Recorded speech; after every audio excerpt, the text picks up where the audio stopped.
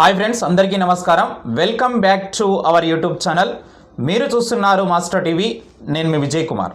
ఈ వీడియోలో మార్చిలో మరి డిఎస్సి ఉంటుందా లేదా అనే అంశం పైన చాలామంది అభ్యర్థులు అయితే ఒక క్లారిటీ ఇవ్వండి సార్ అని చెప్పేసి అడుగుతున్నారు. డిఎస్సి పైన క్లారిటీ ఇవ్వాల్సింది ఇక విద్యాశాఖనే అని చెప్పేసి మీరు గుర్తుపెట్టుకోండి. మార్చిలో మనకు ఎమ్మెల్సీ ఎన్నికల కోడ్ ఏదైతే ఉందో మార్చి 8వ తారీఖుతోనే అది ముగుస్తుంది. ముగిసిన వెంటనే ఖచ్చితంగా మరోసారి సీఎం రేవంత్ రెడ్డి సార్తోని ఖచ్చితంగా భేటీ కావాలని చెప్పేసి మరోసారి సమీక్ష నిర్వహించాలని చెప్పేసి విద్యాశాఖ అధికారులు మొన్ననే తేల్చడం జరిగింది. ఆ రోజున ఖచ్చితంగా దీనిపైన మార్చిలో నోటిఫికేషన్ వస్తుందా లేదా, మరి పంచాయతీ ఎన్నికలు అయిపోయిన తర్వాతనే వస్తుందా నోటిఫికేషన్, లేదంటే ముందే నోటిఫికేషన్ ఇచ్చేసి పంచాయతీ ఎలక్షన్లకు వెళ్తారా, ఎగ్జామ్స్ అనేవి తర్వాత అంటే పంచాయతీ ఎలక్షన్స్ అయిపోయిన తర్వాత జరుపుతారా, అంటే మార్చిలోనే నోటిఫికేషన్ ఇచ్చి పంచాయతీ ఎలక్షన్ల తర్వాత కూడా పరీక్షలు జరిపేటటువంటి అవకాశం కూడా ఉన్నది. దీనిపైన ఇదంతా కూడా క్లారిటీ ఇవ్వాల్సింది విద్యాశాఖనే. విద్యాశాఖ ప్రకటించాలి ఖచ్చితంగా. నిరుద్యోగులు ఎందుకంటే ఎదురు చూస్తూ ఉన్నారు.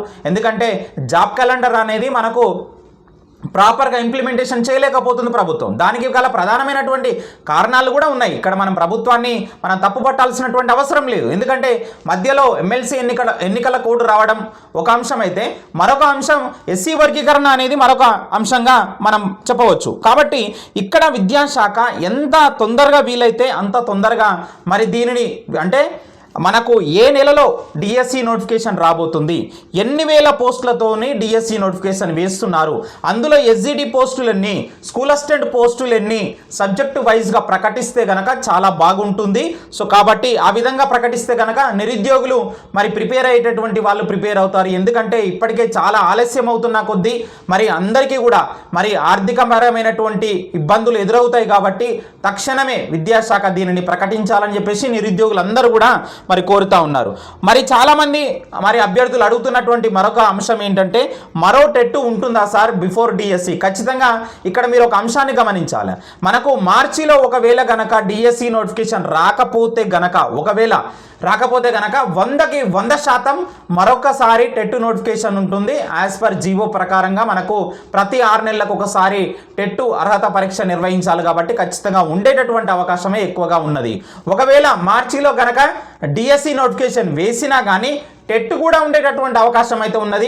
టెట్ మరోసారి కండక్ట్ చేసి మరి తక్కువ వ్యవధిలోనే మరి డిఎస్సికి అప్లై చేసుకోవడానికి అవకాశం ఇచ్చి వాళ్ళకి కూడా రాసుకునేటందుకు మరి అవకాశం కల్పించేటటువంటి ఛాన్స్ అయితే ఉన్నది. కాబట్టి ఇప్పటి నుంచే ఎవరైనా టెట్ క్వాలిఫై కానటువంటి వాళ్ళు, మరి టెట్ స్కోర్ పెంచుకోవాలి అనుకునేటటువంటి వాళ్ళు డిఎస్సి ప్రిపరేషను అదేవిధంగా టెట్ ప్రిపరేషన్ రెండింటికి కలిపి ఒకే ప్రిపరేషన్ చేసినట్లయితే ఖచ్చితంగా మీరు రెండింటిలో మంచి మార్కులు సాధించేటటువంటి అవకాశం అయితే ఉంటుంది.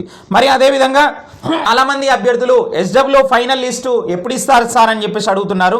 నిజమే. అయితే ఇక్కడ మనకు ఒక అంశాన్ని గమనించాలి. మొన్ననే థర్డ్ స్పెల్ కూడా మనకు పిలవడం జరిగింది. వెరిఫికేషన్ అంతా అయిపోయింది. సో ఇప్పుడు ఏంటంటే బ్యాక్గ్రౌండ్ వర్క్ అనేది నడుస్తుంది. కాబట్టి ప్రాసెస్ అంతా అవుతుంది ఫైనల్ సెలక్షన్ లిస్ట్ కోసం. మరొక స్పెల్ అయితే ఇక పిలవకపోతుండొచ్చు. నాకు తెలిసి అయితే అదే లాస్ట్ స్పెల్ అని చెప్పవచ్చు. ఖచ్చితంగా ఈ మంత్ ఎండ్ లోపు కానీ లేదంటే ఈ మంత్ ఎండ్ లోపు రాకపోతే కనుక ఎమ్మెల్సీ ఎన్నికల కోడ్ అయిపోయిన తర్వాతనే దీని యొక్క ఫైనల్ సెలక్షన్ లిస్ట్ వచ్చేటందుకైతే అవకాశాలు ఎక్కువగా కనిపిస్తున్నాయి. కానీ నేను టీజీపీఎస్ని అడిగితే కనుక ఖచ్చితంగా ఈ మంత్ ఎండ్ లోపు ఇస్తాము. ఎందుకంటే దాని తర్వాత మనకు గ్రూప్ 1 ఫలితాలు ఇప్పుడు ఈ వారం రోజుల్లో రాబోతున్నాయి.